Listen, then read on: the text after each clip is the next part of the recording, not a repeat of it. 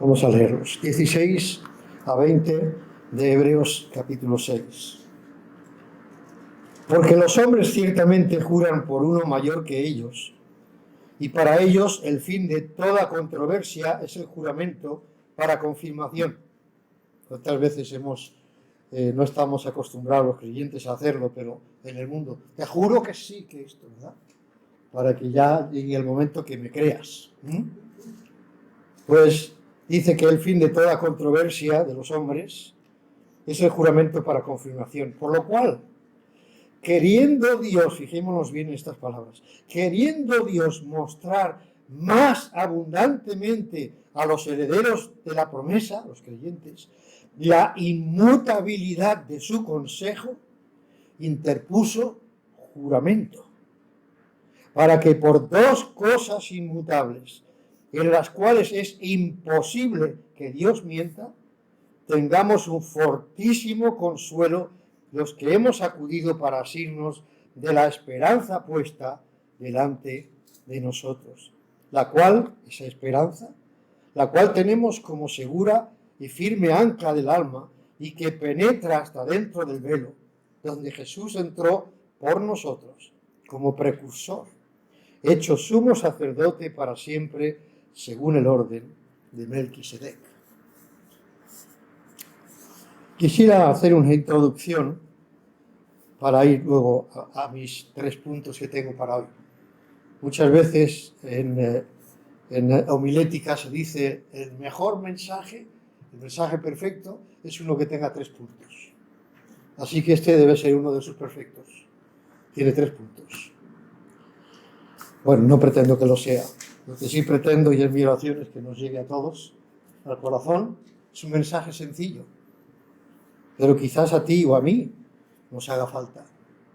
Si os preguntara qué es la teletransportación, ¿crees que es posible? La teletransportación, ¿quién sabe lo que es? Que a lo mejor estoy hablando en chino. Tú sí sabes lo que es. Ah, no. Bueno, sí. Es que sí es fácil. Tele quiere decir distancia y transportación, transportar. Bueno, pues que yo esté aquí y en un momento haga ¡plas! Y me vaya a mi casa. Y de pronto me presento ahí. Eso sería teletransportación, ¿vale? Uno de los aspectos. ¿Tú crees que eso es posible? ¿Crees que un día podría ser posible? Yo no, pero es igual. No tenéis por qué estar de acuerdo conmigo. De igual manera que no creo que hay otros mundos como la Tierra y otra gente con narices así, con forma de hongo, de boulet, como dicen en catalán. No. ¿Sabes por qué hizo Dios los cielos? No me quiero ir por las ramas, pero para gloria suya, para que cuando miremos arriba digamos, ¡oh, cuán grande es mi Dios! ¿Has mirado alguna vez las estrellas? En las ciudades no se ve tanto, pero en los pueblecitos donde yo vivía a veces había unas noches estrelladas. Y bueno, que hizo todo eso para gloria suya, sí, sí, para que nosotros, a quienes hizo los últimos, cuando ya todo estaba preparado, pues pudiéramos mirar al cielo y decir, cuán grande es Dios. Yo lo digo ya mirando el mar. Yo a la playa no suelo ir por razones que se podrían comprender, pero no vamos a entrar en detalles. No creo que es un buen sitio para creyente, pero si queréis un artículo hay acerca de eso. Pero bueno, no es mi tema. Lo que quiero decir, sí, ahí está, gracias. Lo que quiero decir es que yo creo que él hizo, por ejemplo, dice aquí el Salmo 19,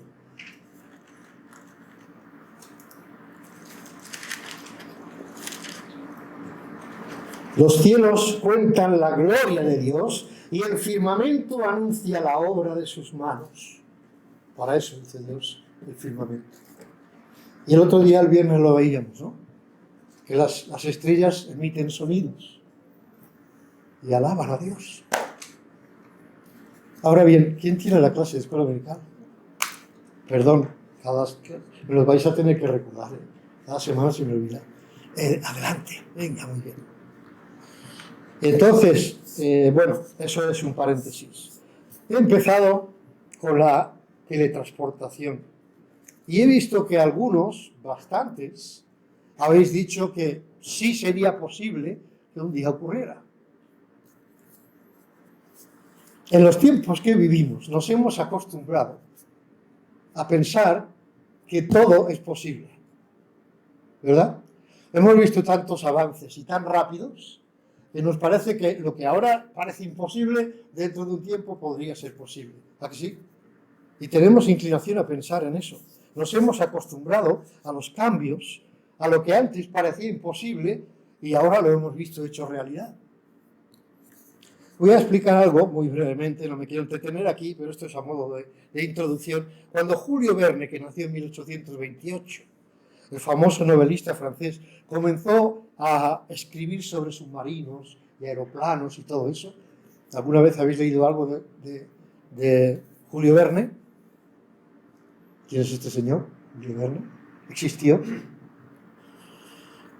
Bueno, si tienes algo que cae en tus manos, o mejor extiende tu mano y lo recibes, pues lee algo de él, buenos cuentos, historias, novelas. Pero muchos han pensado a raíz de eso que él fue el iniciador de los submarinos. Y yo vengo a deciros que no es cierto. Muchos creen que lo fue. Él quizá perfeccionó algunos detalles al escribir en sus novelas, pero cuando él tenía 31 años, joven todavía, en el puerto de Barcelona se botaba el submarino Ictíneo, que lo botó Narciso Monturiol en 1859. Él tenía, este hombre, tenía, como he dicho, 31 años. Isaac Peral, a quien se le atribuye ya por fin el invento, porque ya lo hizo completo y desde ahí ya se ha hecho como oficial. El inventor, llamado así, del submarino es Isaac Peral, que en 1888 empezó a poner, ya se probó varias veces, pero él lo probó con mucho más éxito y desde ahí existe el submarino. Se ha ido desarrollando y ahora viene el submarino nuclear, etc. Pero antes de todo eso, en 1798, Robert Fulton ofreció a Napoleón el invento que él tenía del submarino. Esto era antes que naciera, 30 años antes de que Julio Verne naciera. Este hombre ya le propuso a Napoleón para sus guerras que usara este artefacto. Estaba muy lejos de ser como el de ahora, pero podía haber sido útil, ¿no? Pero tanto el gobierno francés como el inglés, que también se lo ofreció a los británicos y tampoco quisieron saber nada del invento. Pero he leído también que en el siglo XVI, 1500 y bastantes, ya se estaban haciendo planos y planes de un futuro submarino. Así que llegas a la conclusión de que entonces parecía algo imposible que un instrumento tuviera gente dentro que respira oxígeno, pudiera estar debajo del agua como un pez, horas y kilómetros. Era inconcebible. Y ocurrió. A través de los años fue ocurriendo. Ahora bien, lo que yo quiero enfatizar en esta mañana es que las cosas que un día parecieron imposibles, hoy son realidad.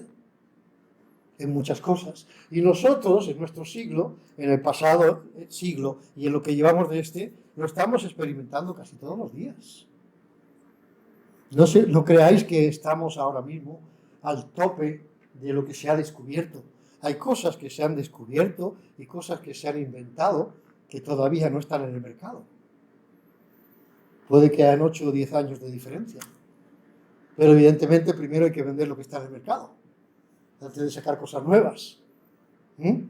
Es fácil y comprensible, ¿no?, de entender. Pero en la mitad, sobre todo, del pasado siglo, y en lo que llevamos, como digo, de este año, las cosas han ido muy rápidas. ¿Quién hubiese dicho hace no sé, digamos 30 años, que con el teléfono móvil podríamos enviar fotos. El teléfono móvil ya existía, pero enviar fotos, ¿cómo se envían las fotos? Pero es más, también podemos hablar con otra persona al otro lado del mundo y verla en persona, en el momento actual, sin retraso, sin... ¿Nos parece maravilloso? Bueno, ya es que nos hemos acostumbrado y nos parece la más de normal.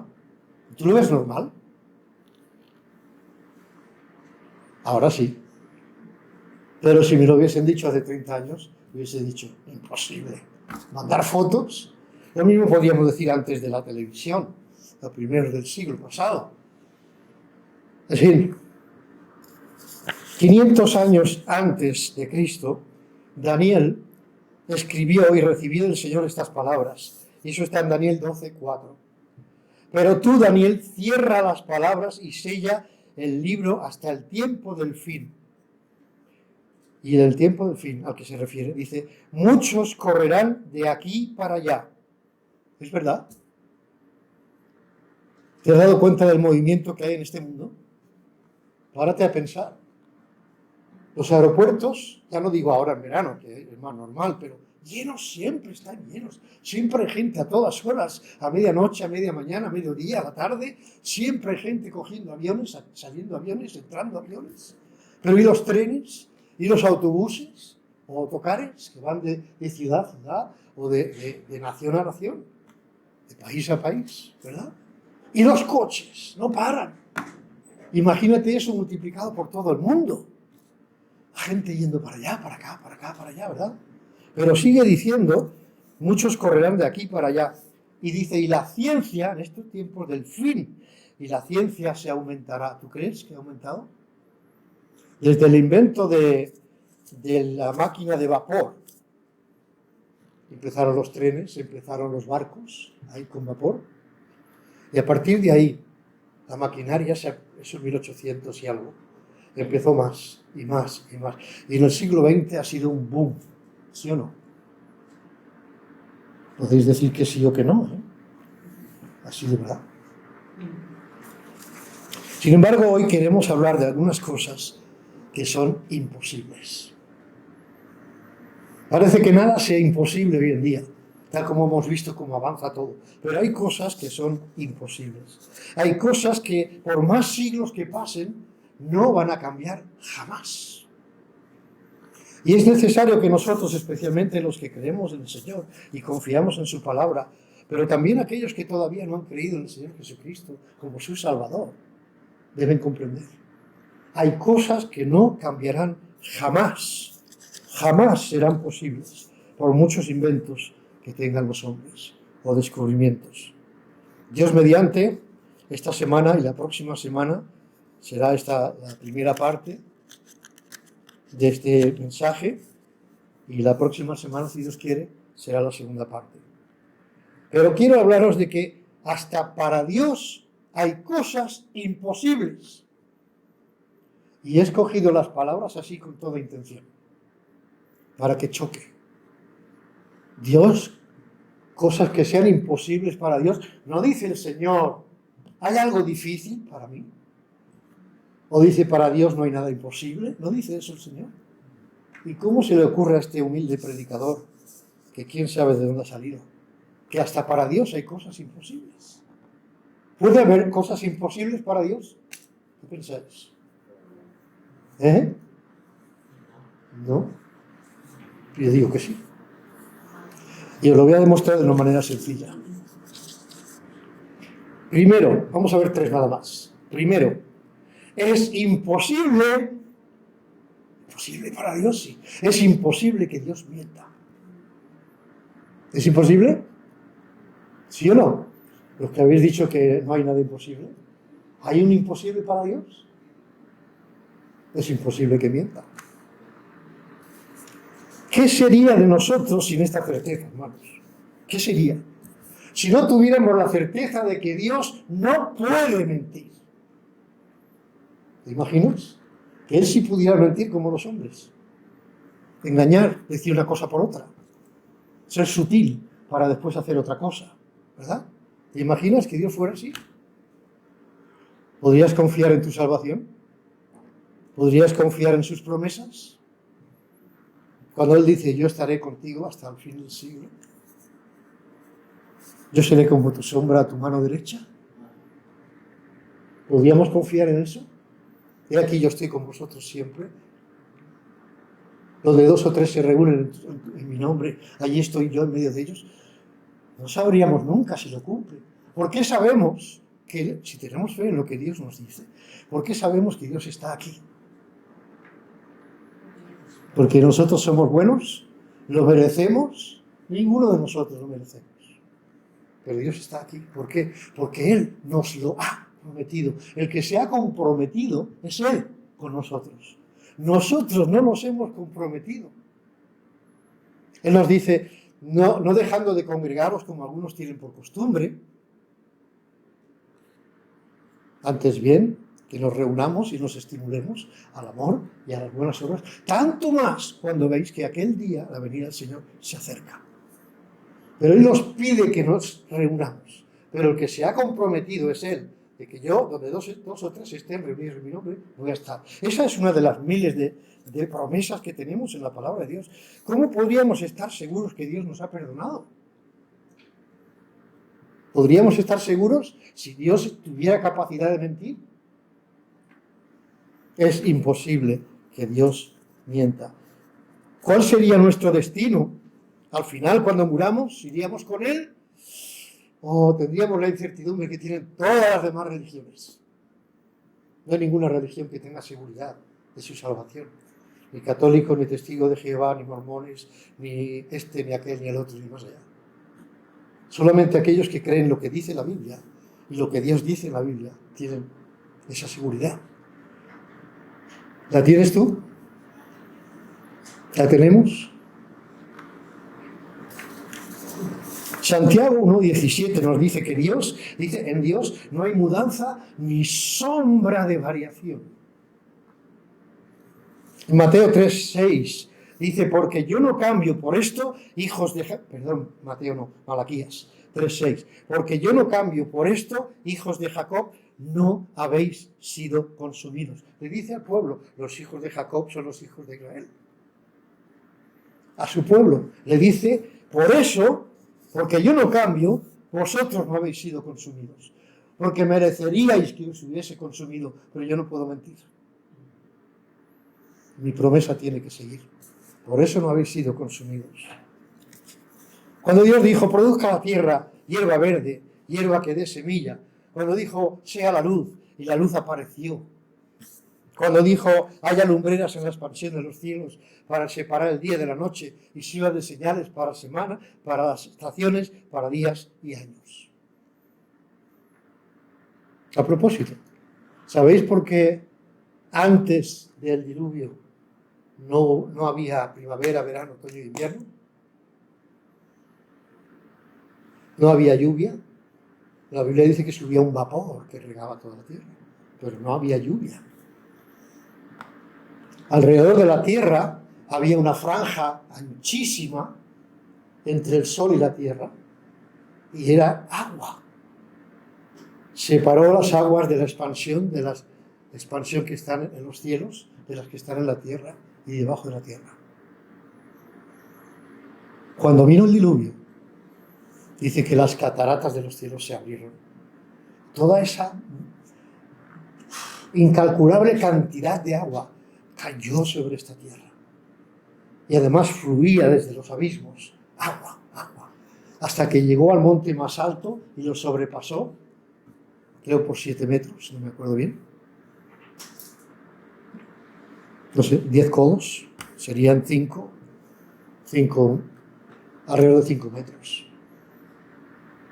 Claro que no era el Everest, no hace falta pensar que fuese el Everest, pero el mayor monte, para que nadie pudiera salvarse ni yéndose a ese monte, pasó por encima.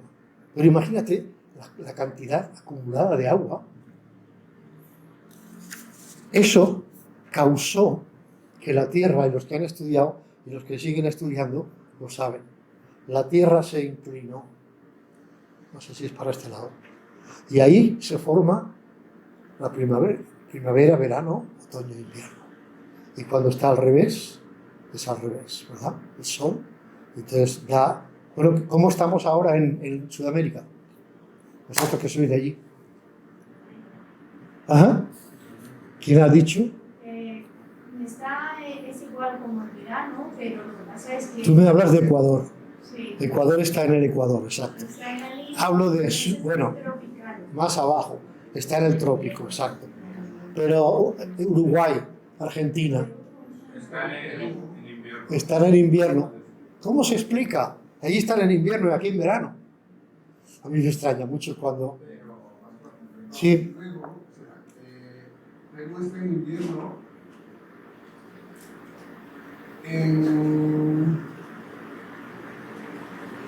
en los Andes, en la Amazonía, pero en la zona costera, o no, al contrario, hoy en agosto es invierno en la zona costera. ¿Y aquí es verano? ¿Es lo que estamos hablando? En la Amazonía y en los Andes. En el cono sur de América están en invierno cuando en el norte están en verano. Eso es lo que son los hemisferios. Bien, pero eso ocurre desde el tiempo del, ¿cómo hemos dicho? Del diluvio. ¿Vale? Muy bien. Otro paréntesis. También dijo el Señor: mientras la tierra permanezca, lo hemos leído, no cesará la sementera, no lo hemos leído, y la siega, el frío y el calor, el verano y el invierno, el día y la noche. También le dijo: nunca más habrá diluvio. ¿Ha habido diluvios después del diluvio? No. Aunque a veces decimos está diluviando, porque llueve mucho, pero no tenemos ni idea de lo que era un diluvio. El diluvio, me lo imagino, imagínate que tienes un cacharro así de grande y desde tu balcón lo tiras de golpe, ahí cae a peso, ¿no? Todo eso, bueno, pues todo eso alrededor de todo el mundo al mismo tiempo. ¿Te imaginas? Es difícil de imaginar, pero en Deuteronomio también Dios le advierte por medio de Moisés a su pueblo que si se apartaban de él serían esparcidos. Y Jehová te esparcirá, dice allí, en Deuteronomio 28, 64, 65. Y Jehová te esparcirá por todos los pueblos, desde un extremo de la tierra hasta el otro extremo. Y allí servirás a dioses ajenos que no conociste, tú ni tus padres, al leño y a la piedra. Ni aún entre estas naciones descansarás, ni la planta de tu pie tendrá reposo, pues allí te dará Jehová corazón temeroso y desfallecimiento de ojos y tristeza de alma. Pero como hemos dicho antes, pero porque yo no miento, no os he consumido. Y nunca los consumió. A través de las peripecias, si conoces un poco la historia de Israel, de las miles de peripecias que han sufrido, incluyendo el holocausto de Alemania y muchas otras cosas, ahí sigue el pueblo. Y tal como la Escritura dice proféticamente en el Antiguo Testamento, tal como dice, los iba a volver a su tierra. Y los volvió a su tierra, los ha vuelto. No hace tanto, el año que yo nací. Y yo soy joven, o sea que... ¿Ha cumplido su promesa? ¿Por qué? Porque Él no miente. No importa el tiempo que pase, pero Él va a cumplir. ¿Sabéis que, entre otras cosas, el reino del norte fue deportado a Siria en el 722? ¿Sabéis que luego el reino del sur, Judá, fue deportado a Babilonia en el 606? ¿Sabéis que en el año 70 de nuestra era, después de Cristo, el emperador Tito, bueno, general Tito entonces, conquistó Jerusalén y fueron esparcidos por todo el mundo? ¿Sabéis que hubieron judíos españoles aquí en España? Sí. Los expulsamos oficialmente y totalmente en 1492. El tan glorioso día o año en que Cristóbal Colón descubrió América, al parecer, ese mismo año. Aquí estábamos expulsando a los judíos de nuestra tierra bajo pena de muerte. Qué glorioso, ¿eh? ¿Sabéis cómo se llaman? Y aún hay familias que todavía dicen, no, nosotros somos sefardíes. ¿Has oído alguna vez esa palabra, sefardí? Sefarad es la palabra España. Bueno, quizás sería península ibérica, incluyendo, antes de que se separaran, incluyendo también Portugal. Sefarad, sefardíes. Y el idioma sefardí tiene un poco de hebreo transliterado al español y bastante de español. Y ellos lo hablan, aparte del hebreo puro, claro. Muy bien, pero los esparció. Pablo nos dice en Tito 1, capítulo 1, versículo 1 y 2. Pablo, siervo de Dios y apóstol de Jesucristo, conforme a la fe de los escogidos de Dios y el conocimiento de la verdad que es según la piedad, en la esperanza de la vida eterna, la cual Dios, que no miente, dijo el apóstol Pablo, prometió desde antes del principio de los siglos. En Gálatas 4:4 nos referíamos el viernes, cuando vino el cumplimiento de los tiempos. Dios envió a su Hijo, nacido de mujer y nacido bajo la ley, cumpliendo la promesa de... ¿Alguien se acuerda? Génesis 3:15. Pero es que además, como hemos leído, Él se hace acreedor de su palabra. Al principio estaba diciendo que este es uno de los pasajes más preciosos para mí. ¿Sería suficiente que Dios nos dijera, yo te prometo que te salvo? Te digo que te salvo. ¿Sería suficiente? Sabemos que Dios no miente, ¿verdad? ¿Sería suficiente? Pero el Señor nos dice, por lo cual, queriendo Dios mostrar más abundantemente a los herederos de la promesa la inmutabilidad de su consejo. ¿Qué significa esa palabra, inmutabilidad? Inmutable, que no cambia. Para que tengamos esta tranquilidad de que Él no cambia, dice, además te lo juro, Dios nos está jurando. Ya nos bastaría con su palabra, ¿no? Pero nos está jurando, dice, para mostrar más abundantemente a los herederos de la promesa la inmutabilidad de su consejo, interpuso juramento, para que por dos cosas inmutables, en las cuales es imposible que Dios mienta, ninguna de estas dos, tengamos un fortísimo, no solo fuerte, fortísimo consuelo los que hemos acudido para asirnos de la esperanza puesta delante de nosotros, la salvación. ¿Cuáles son esas dos cosas en las cuales es imposible que Dios mienta? ¿Cuáles son?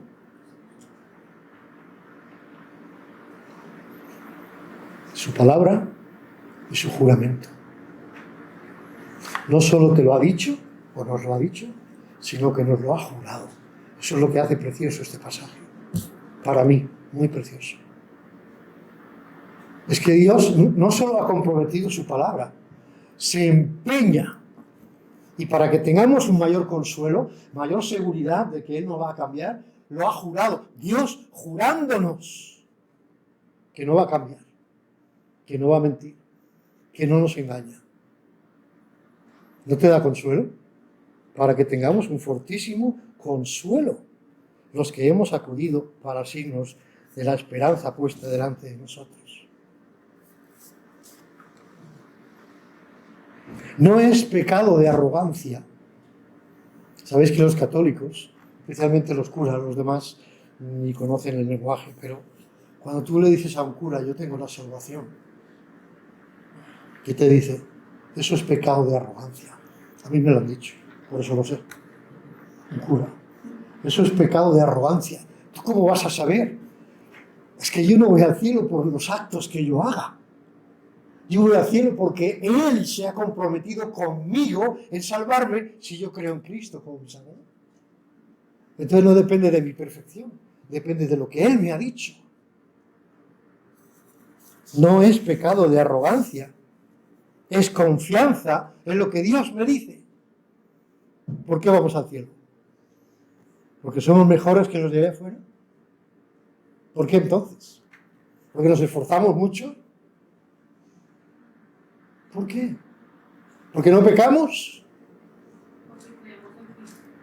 Porque hemos puesto nuestra fe y confianza en Cristo y Dios nos dice, si lo has hecho, yo te salvo. Yo te salvo, tú no te salvas. Por eso cambiamos la palabra de alcancé. Alcanzar parece que da la idea de que por fin, como el que va escalando una montaña, ¿no? Y por fin he alcanzado la cima. Y parece que puede llegar un poco a engaño. Entonces prefiero esa frase de Él me dio salvación. Él me dio salvación. La segunda cosa.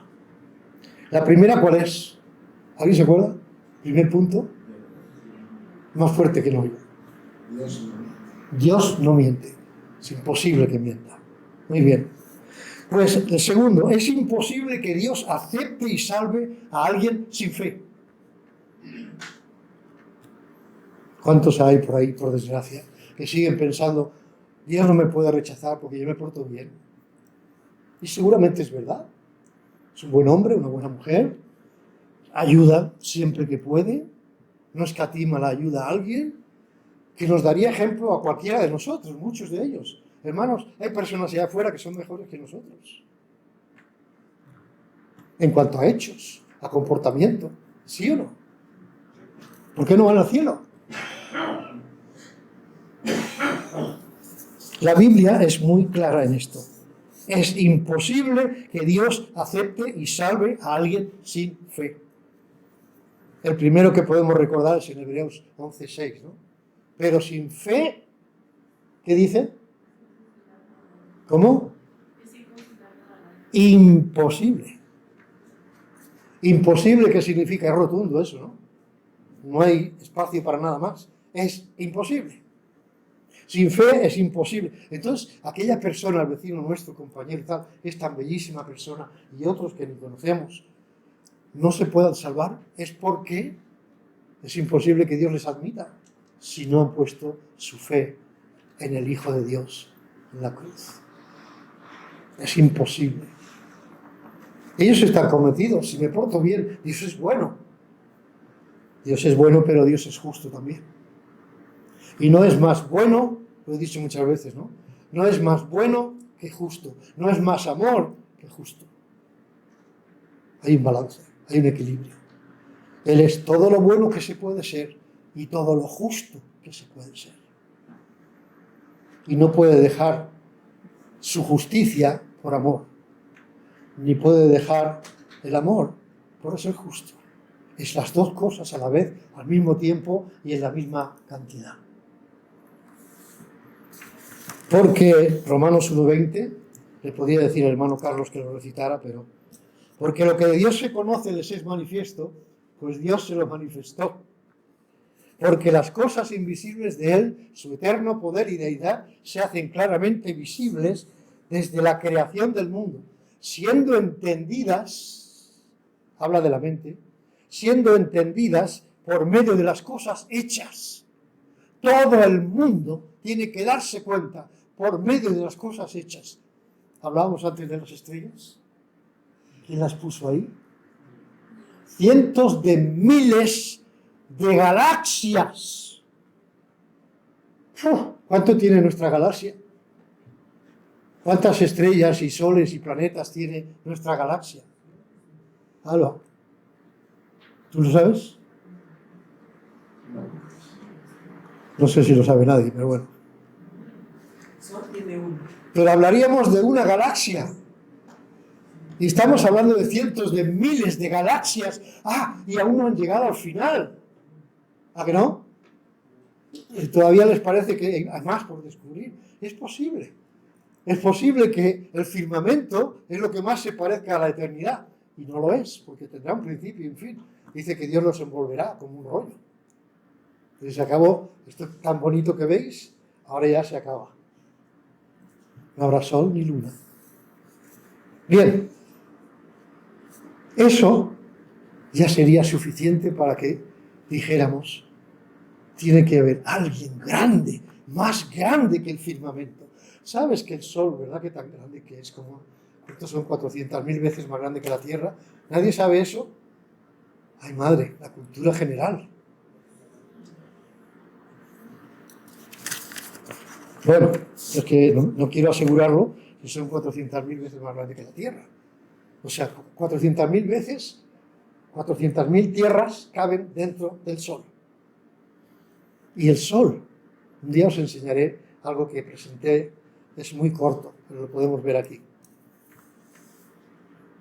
Hay soles miles de veces más grandes que el Sol. Alfa Centauro, no sé si es una. Arcturus, creo que es otra. Y otras que no recuerdo su nombre. Muchísimo más grandes que nuestro Sol. ¿Quién lo puso allí? Alguien tiene que ser muy grande para hacer eso. Bueno, si tú crees en la evolución, pues la evolución todo lo puede. Échale años y ya está, ¿verdad? Ponte a dormir.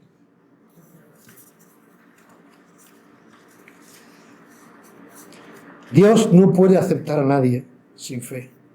No se puede agradar a Dios si no se confía en su palabra. Él dice que somos pecadores. Si tú no crees que eres pecador, quieres hacer a Dios mentiroso. 1 Juan 1. Si decimos que no pecamos, le hacemos a Él mentiroso. Mentimos y le hacemos a Él mentiroso. Todos somos pecadores. Él dice que te ama y quiere salvarte, pero si no crees que necesitas salvación, estás haciendo a Él mentiroso. Él dice que nadie se salva por obras. Ese será el punto tercero. Pero si tú lo intentas, salvarte por tus buenas obras, estás haciendo a Dios. Bueno, estás haciendo que Cristo, la ofrenda que hizo, fue inútil. No, tú no necesitas esa salvación. Tú no necesitas que Cristo muera o haya muerto por ti. Cuando uno quiere llegar a Dios por sus esfuerzos, está rechazando el esfuerzo, el sacrificio que Cristo hizo en la cruz. Eso es el mayor insulto que se le puede hacer a Dios. Dice, el que no escatimó a su propio hijo, ni, ¿qué significa ese ni? Ni a su propio hijo, o sea, el máximo que podía hacer lo hizo, entregando a su hijo por nosotros. Y dice, el que no escatimó a su propio hijo, ¿cómo no nos dará con él todas las cosas? El máximo sacrificio.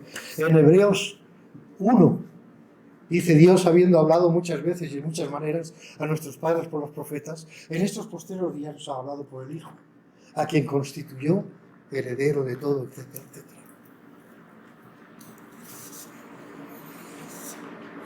En estos posteriores tiempos nos ha entregado. ¿Cómo ha hablado Dios a través de los tiempos? Dios ha hablado por profetas, por sueños, audiblemente, ¿verdad? Por medio de una burra, ¿verdad? Por visiones. Y por último, ha hablado por su Hijo. ¿Qué más puede hacer Dios por los hombres? Entregarse Él, bueno, ya lo hizo. Cristo es Dios con nosotros. Es el Emmanuel, el Dios hecho carne. ¿Verdad? Sin fe en la obra de Cristo es imposible agradar a Dios. Fíjate bien que no dice es bastante improbable. No dice eso. Es casi imposible, dice imposible, radical. A los que no les gusta ser radicales, aquí tienen un ejemplo del Señor. Es radical, imposible. No dice, bueno, si te esfuerzas mucho, no. Dice, es imposible. Por más que lo intentes. Y esto nos lleva al tercer punto. Es imposible que Dios salve a alguien por sus obras. ¿Cuál era el segundo punto? El primer punto, ¿cuál era? Que Dios no miente. El segundo, La fe.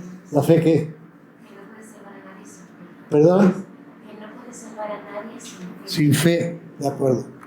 Y el tercero es imposible que Dios salve a alguien por sus obras, por sus esfuerzos, por cumplir la ley. ¿Hay alguien, dicho de paso, hay alguien que haya cumplido la ley alguna vez en toda la historia de la humanidad? Entonces, ¿por qué, no te has preguntado alguna vez, por qué Dios nos dio la ley si sabía que nadie la podría cumplir? ¿Alguien tiene una respuesta a eso?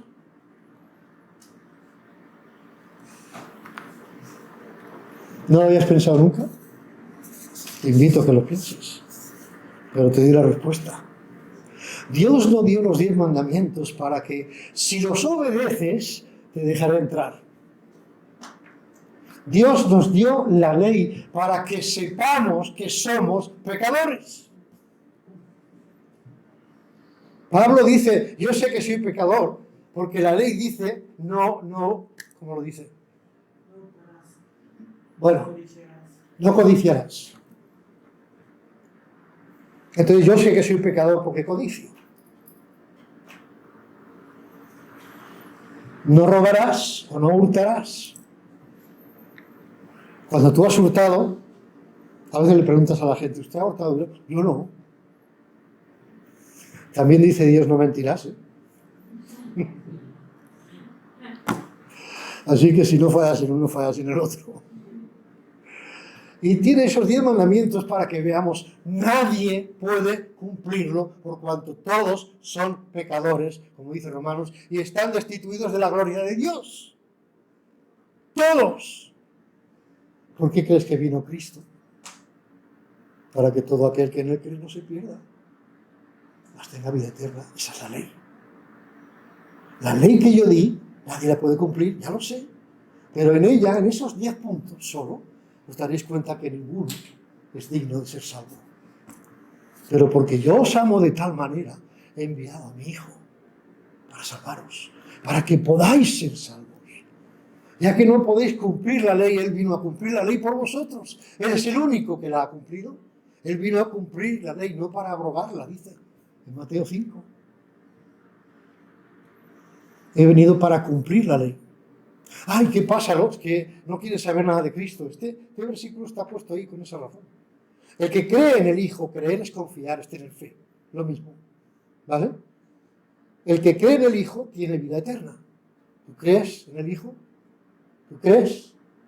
Si crees, confías, tienes vida eterna. Pero el que rehúsa, ¿qué significa rehusar? Rechazar. El que rehúsa creer, confiar en el Hijo, no verá la vida, sino que, al contrario, la ira de Dios está sobre él. La ira de Dios está sobre él. Si tú no confías en la obra de Cristo en la cruz hecha por ti, tú estás todavía bajo la ira de Dios. Y puedes estar muy tranquilo aquí. No confíes en que un día dijiste, bueno, yo era pequeñito y me dijeron, y yo dije, sí, yo también quiero ser salvo. ¿Estás confiando todavía en eso? ¿Estás confiando en eso? Voy a terminar en unos pocos minutos.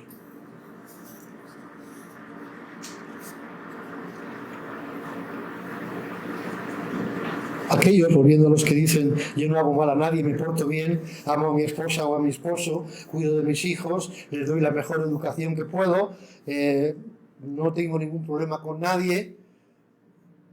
Esos que se justifican a sí mismos están dejando de ser justificados por medio de la fe. ¿Cómo dice Romanos 5:1? Justificados, pues por la fe tenéis paz para con Dios por medio de nuestro Señor Jesucristo. Pero si tú te justificas a ti mismo, estás diciendo, no necesito la justificación que Dios me da o me quiere dar. No lo necesito. Yo tengo justicia suficiente para ir al cielo. Este pensamiento es del todo engañoso y mentiroso. Sencillamente, no es cierto. La mal llamada Madre Iglesia enseña precisamente esto. Ella está haciendo a Dios mentiroso. ¿Cómo se puede hablar en nombre de Dios y hacerle mentiroso? Con razón, Apocalipsis 17 se refiere a ella como la gran ramera. Engaña a sus feligreses diciéndoles que hagan buenas obras. Buenas obras. Piensan muy erróneamente y contrario a las Escrituras que el bautismo que le hacen al niñito de 6, 7, 8, 9, 10 días, no sé cuánto, yo no fui bautizado, pero no porque mi padre fuera creyente. Mi padre era de ideas comunistas. Tuvo que luchar en contra de ellos. ¡Qué ironía! En la guerra, en España, le tocó ir en contra de ellos cuando realmente él pensaba como ellos. Y por esa razón dice, yo no voy a la iglesia, no creo en nada de eso. ¿Por qué me voy a bautizar? ¿Por qué voy a bautizar a mi hijo? Dice. Y no me bautizaron.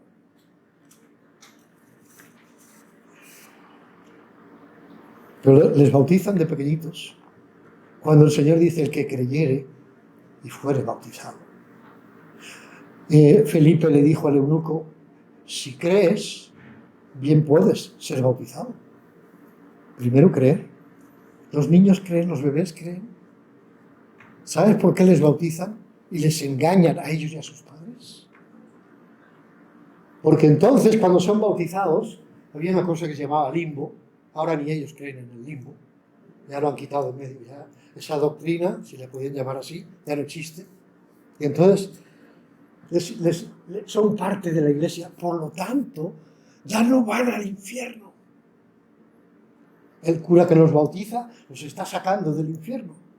¿Dónde está eso en la Biblia? No está. Les engañan. Y luego le dicen, como tú eres de la iglesia, al único sitio que puedes ir, porque el cielo es muy difícil y tendrás que pasar por el purgatorio para purgar por tus pecados. Pero bueno, depende si te portas mejor o peor, podrás ir al séptimo, al sexto, al quinto, al cuarto, al tercer eslabón, hasta que llegues al principio y luego ya puedes ir al cielo. Pero algún día llegarás. Pero tú pórtate bien para ir lo más alto posible. ¿Eso está en la Biblia? No. Es un engaño. Nadie podrá jamás, ni lo ha sido, ni lo será jamás, salvo por sus obras. Y mucho menos por cumplir la ley. Ya hemos visto que cumplirla no la ha cumplido nadie. Primero, porque sus obras son como la suciedad. Como lo dice Isaías, ¿verdad? 64:6. Vuestras obras son como trapos de inmundicia. Lo voy a repetir, pero el otro día me atreví a decirlo. Trapos muy sucios. En segundo lugar, porque Dios dice en Romanos 3:28, concluimos pues, después de la disertación que hace tratando de convencernos en el capítulo 3 de que todos somos pecadores, por cuanto todos pecaron están destituidos de la gloria de Dios, capítulo 3, dice, concluimos pues que el hombre es justificado por fe sin las obras de la ley. Justificados por la fe sin las obras. Tercer lugar, porque ningún hombre puede ser justificado por las obras, como nos dice también Romanos 3:20, el 23 y el 24. Ya que por las obras de la ley ningún ser humano será justificado delante de él, de Dios, porque por medio de la ley es el conocimiento del pecado. ¿Os acordáis que os acabo de decir? ¿Para qué nos dio Dios la ley? ¿Para qué? Para que nos demos cuenta que no tenemos nada que ver con la santidad de Dios, que somos pecadores.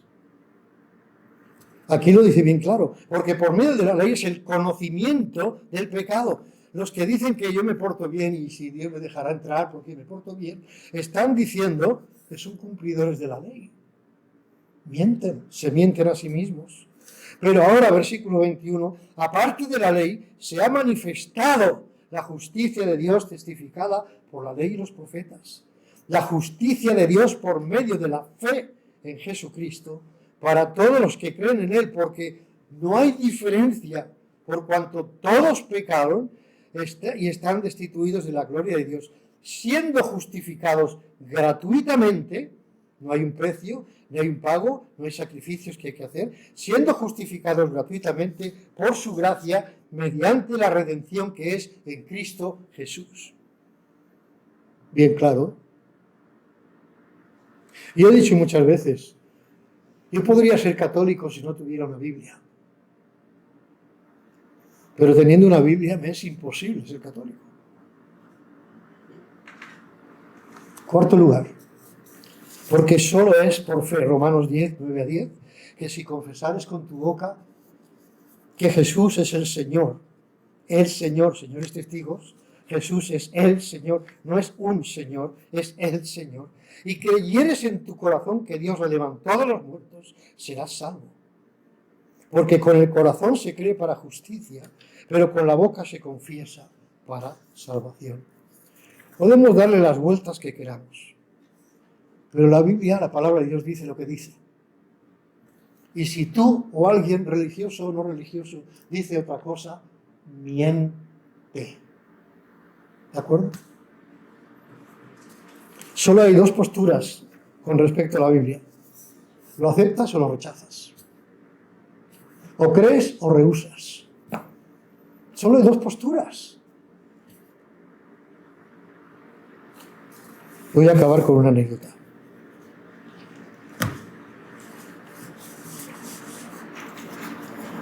Se cuenta de un hombre que cayó a un río en medio de una de esas riadas que el agua te lleva. No hay manera de mantenerse en pie, ni siquiera nadando. Y este hombre, con esa corriente tan grande que lo arrastraba, cuando pudo, encontró un tronco arrancado en medio del río, en medio de la corriente, y se agarró a él. Y así estaba. La cuestión es que él se veía perdido a pesar de estar agarrado allí. La corriente seguía empujando. Y de allí, ¿cómo saltaría a la orilla? Y el caso es que tuvo miedo de soltarse del tronco y le tiraron una cuerda y le cayó encima. Y los de la orilla, viendo la tragedia que tiraron la cuerda, dijeron, deja el tronco y cógete a la cuerda y te sacaremos de ahí, saldrás de ahí, te vas a salvar. Pero por un tiempo él no quería soltar el tronco. Hasta que al por fin se atrevió a soltar el tronco y coger la cuerda para salvarse. ¿Y sabes qué pasó? Se salvó. Se salvó. Cosa que hubiese sido poco menos que imposible de seguir rechazando la cuerda y estar aferrado al tronco en medio del río. En cualquier momento se debilitaría, se iría o se llevaría la corriente el propio árbol o el tronco y a él también. Pero no había medios. Si se tiraba al agua para ir a la orilla, la corriente se lo volvía a llevar. Bien, con mucho temor digo, dejo el tronco. Ahora, esta anécdota tiene su moraleja, tiene su paralelo, su ejemplo, se aplica fácilmente. El río y su corriente nos puede hablar de la corriente de este siglo. Nosotros como creyentes sabemos que hay mucha fuerza en esa corriente, ¿sí o no? Jóvenes, ¿verdad? Como yo soy joven, también lo sé. ¿Quién se ríe? ¿Quién se ríe? El tesorero. Yo tenía que hablar con él.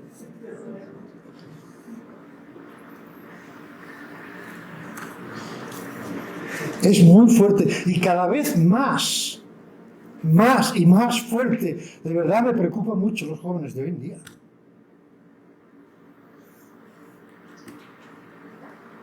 Estaba pensando ahí. Digo, tenemos 1, 2, 3, 4, 5, 6. Estoy joven todavía. Podríamos hacer un grupo de jóvenes y reunirnos en el tiempo conveniente para cada uno. ¿A que sí? Hablaremos de eso, si queréis. No le obligo nunca nada a nadie. Pero yo estoy dispuesto. Pero la corriente es similar a esa corriente que estaba arrastrando a este hombre, ¿verdad? Todo va hacia el mismo destino. ¿Dónde va el destino de la corriente de este siglo? El precipicio del infierno. La corriente es el poder que arrastra, o de arrastre que tiene este mundo. El tronco significa aquella cierta moralidad o aquella justificación que yo encuentro en mí mismo. Yo soy bueno, ¿cómo Dios me va a rechazar? Si Dios es bueno y yo también, pues me va a dejar entrar. Ese es el tronco. Pero solo la cuerda podía llevarle a la orilla. ¿Y la cuerda sería un símbolo de quién? Del Señor Jesucristo. Es el único que nos puede sacar de esa corriente.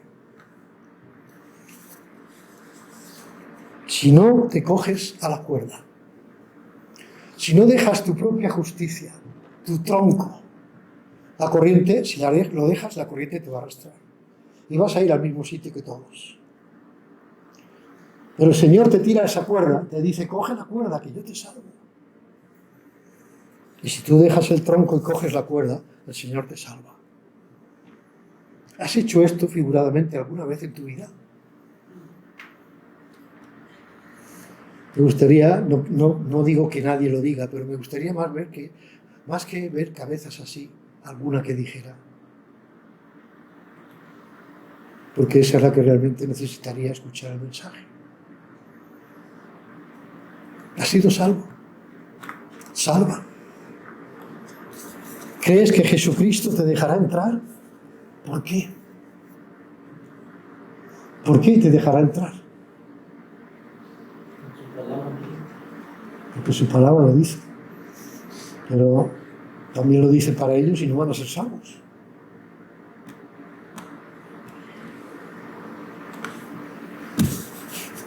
Jordan, ¿sabes tú por qué?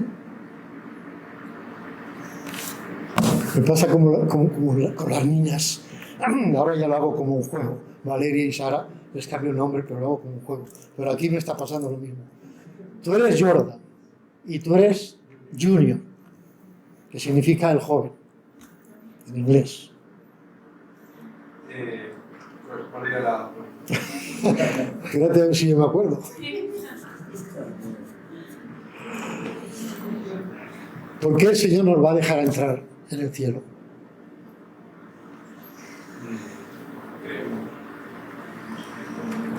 Porque creemos. Es que de este oído oigo un poco y de este menos, o sea que... No, un poco más fuerte. Porque si creemos en su palabra... ¿Crees tú? ¿Tú crees? Tienes que ver por Ah, sí. No, eso lo leí en tus labios, cuando dijiste sí.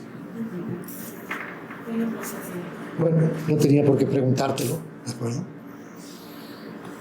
Pero espero que cada uno de los que dicen sí dentro de sí mismos vean que es verdad que sí son. Porque hay mucho religioso hoy en día, ya me voy a pasar del tiempo. Hay mucho religioso en las iglesias, incluso las nuestras. Pero los religiosos no van a entrar en el cielo. El Señor conoce los corazones. Nosotros no podemos conocernos tan profundamente. Yo apenas a duras penas conozco mi propio corazón. Engañoso es el corazón, más que todas las cosas, y perverso. ¿Quién lo conocerá? Jeremías 17. ¿Quién? Dice el siguiente versículo, dice, yo Jehová, que escudriño los corazones. No te dejes engañar por tu corazón. Tu corazón siente, tu mente piensa, y por el medio del conocimiento viene la fe. ¿Alguna vez te has visto pecador? ¿Alguna vez te has dado cuenta de que era imposible que tú un día llegaras al cielo? ¿O estabas pensando, al fin y al cabo yo soy una buena persona, me porto bien, soy un buen hijo, soy... Eso es el tronco. Eso es el tronco. ¿Alguna vez te has sentido pecador? ¿Te has dado cuenta que Dios no tiene por qué salvarte porque le haces mentiroso? porque desprecias la cruz de Cristo. Quiere el Señor hablar a nuestros corazones, hermanos. Estemos seguros de dónde vamos a ir, porque si no lo sabemos, podríamos un día llevarnos una mala sorpresa. No porque tú quieras ir, vas a ir. Dios ha puesto un requisito: cree en el Señor Jesucristo y serás salvo. Vamos. Hemos hablado esta mañana de 3 puntos. ¿Alguien se acuerda de alguno? ¿Es imposible que Dios mienta? ¿Es imposible que te salves sin fe o te aceptes sin fe? ¿Es imposible? Vale. La semana que viene, si Dios quiere, veremos 4 más. 4 cosas imposibles para Dios. Suena feo incluso, ¿no? Que Dios tenga cosas imposibles. ¿Habéis visto que estas 3, es verdad, son imposibles para Dios? No puede cambiar. Que Dios bendiga su palabra, hermanos. Firmes y adelante.